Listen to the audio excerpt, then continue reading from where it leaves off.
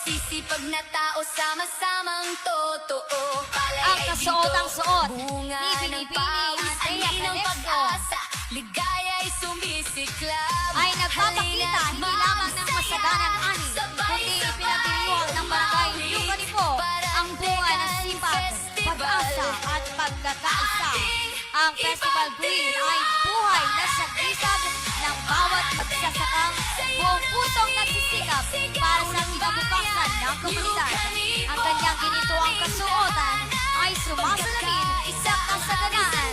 Ang korona ay simbolo ng karangalan at ang engranding backpiece na yari sa balahibo ng manok ay kumakatawan sa panibagong umaga, katatagay at walang sawang pagpupunyagi.